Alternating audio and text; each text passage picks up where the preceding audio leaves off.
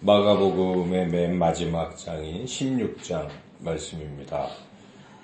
마가복음 16장은 이제 1절에서 20절로 이렇게 들어있는데, 여기에 8절에서 끊어지고 9절부터 마지막까지는 이게 진짜 마가가 이것을 기록했느냐 하는 데에 대한 많은 논란이 있습니다. 그래서 우리가 가지고 있는 성경 보셔도 그 꺽쇠로 이렇게 돼 있죠. 그래서 거기 각 주에 보면은 어떤 사본에는 이 부분은 없음 이렇게 돼 있는데요. 그 어떤 사본이라는 게 이제 알렙 사본이나 베자 사본 같이 가장 권위 있는 사본, 가장 오래된 사본입니다. 그래서 대부분의 이 본문 비평 학자들은 이 부분은 마가가 쓴 것이 아니다.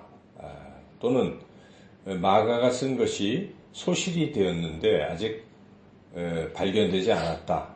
이렇게 주장을 합니다. 그래서 소위 학자들은 다 이 부분은 마가가 쓴 것은 아니다. 이게 다 거의 일치된 그런 견해를 가지고 있습니다. 그렇지만은 이 부분이 마가가 쓰지는 않았지만은 교회가 쓴 것이죠. 교회가 그래서 이 내용을 보면은 마태복음, 누가복음, 요한복음, 사도행전 요 네 가지를 종합을 했습니다. 교회가.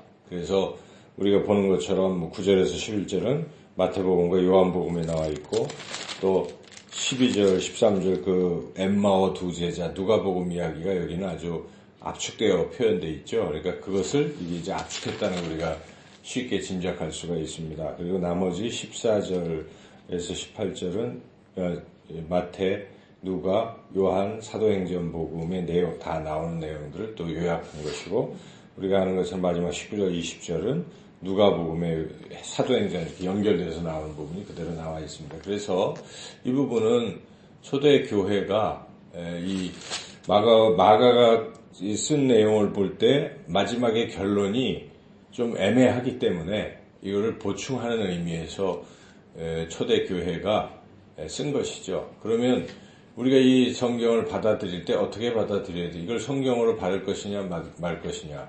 당연히 성경으로 이 부분도 받아들여야 합니다. 그 이유는 성경이 이것을 우리가 받아들이냐 마냐를 결정하는 회의가 신약 성경에는 AD 한 4세기 경에 있었어요.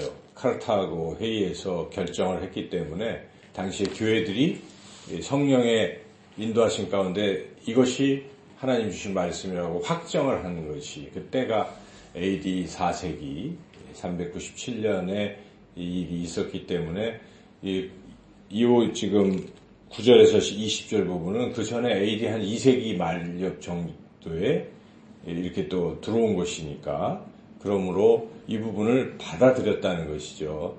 교회가. 그러므로 우리가 이것을 성경으로 받아들여야 돼요.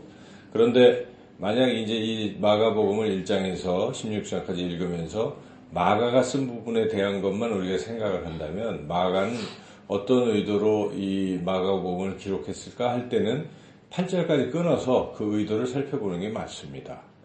그런데 이제 마가복음 전체를 읽을 때는 뒷부분도 초대교회가 쓴 부분은 틀린 것이 아니고 또 사실이고 하는 것이니까, 그런 측면에서 우리가 또 이해를 해야 되겠죠. 그래서 오늘 끊어서 우리가 생각을 해본다면 1절에서 8절에서 이제 8절까지 만약 마가가 썼다.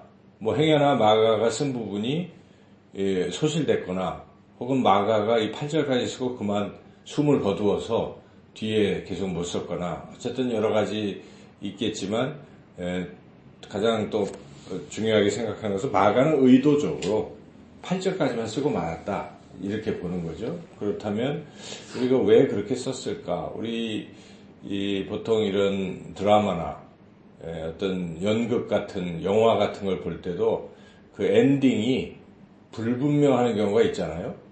다 완전히 잘 먹고 잘 살았다 이렇게 쓰는 경우도, 행복하게 살았다 해피엔딩으로 끝나는 경우도 있지만, 뭔가 결말이 안 되고 그냥 끝나버리는 다음에 속편을 기대하는 수도 있지만 그냥 그걸로 한 편의 영화가 되는 경우도 있습니다. 그럴 때 이 시청자들은 여러 가지를 생각하겠죠. 그러니까 많은 부분은 시청자들의 생각에 맡기는 경우인 것처럼 마가도 지금 이 마지막 부분을 마가의 독자들이 있지 않겠어요? 당시에 마가 공동체가 있습니다. 로마에 박해를 받고 있는 공동체에게 지금 이것을 보냈기 때문에 그들이 어떻게 받아들였을까 하는 것이죠. 그런 것들을 종합적으로 생각해 볼 때 내릴 수 있는 결론은 이런 것입니다.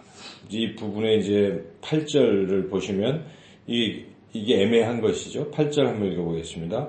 여자들이 몹시 놀라 떨며 나와 무덤에서 도망하고 무서워하여 아무에게 아무 말도 하지 못하더라. 그러니까 천사가 부활한 그 현장에 천사가 나타나서 한 청년이 나타나서 이제 여인들에게 가서 전하라는 것이 예수님 부활하셨다는 것을 제자들에게 갈릴리에 가서 전하라. 이렇게 지금 갈릴리가 아니라 제자들에게 가서 전하라.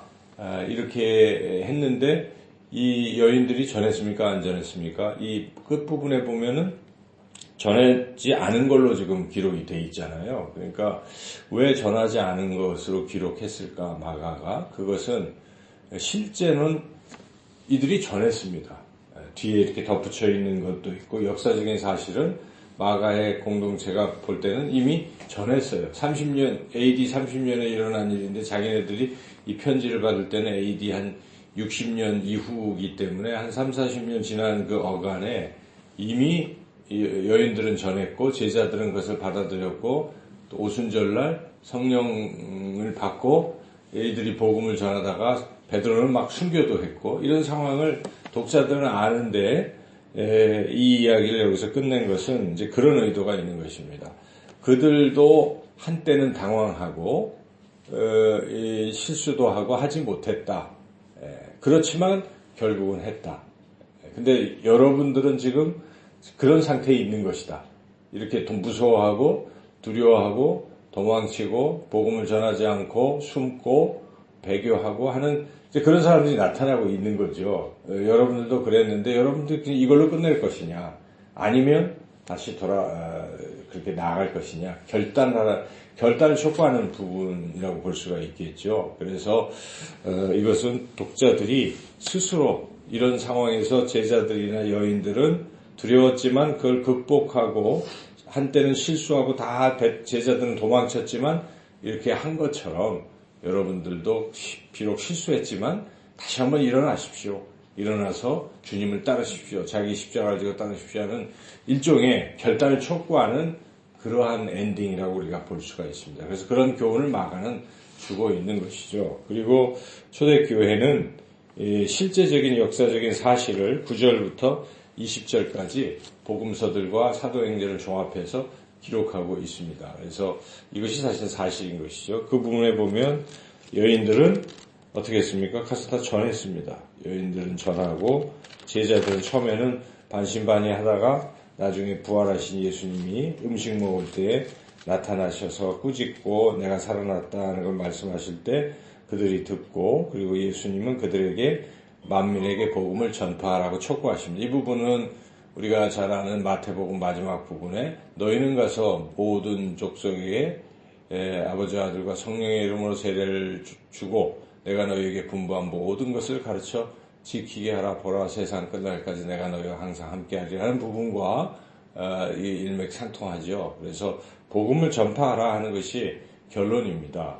그래서 이런 상황에서 너희들이 가서 만민에게 복음을 전파하라 하고 우리 예수님께서 하늘로 이렇게 올라가셨다 하는 것이 이제 이 뒤에 족결부의 내용이죠. 그래서 오늘 이 마가복음 16장 말씀을 통해서 우리가 깨달아야 될 가장 중요한 교훈은 우리가 어떤 상태, 지금 상태가 비록 신앙이 떨어져 있고 또는 주님과 이렇게 아주 상당히 멀리 주님이 사명을 망각하고 있는 상태일지라도 이 마가가 제시하는 것처럼 새롭게 결단하고 주님 복음을 우리가 전파하는 이런 삶을 살아야 되겠다 하는 것을 우리가 깊게 결단해야 하겠습니다. 그리고 여기 뒤에 덧붙여진 말씀처럼 우리는 만민에게 복음을 전파하는 것, 이것이 예수님이 우리에게 주신 마지막 지상 최대의 사명이요 명령인 것을 잊지 말고,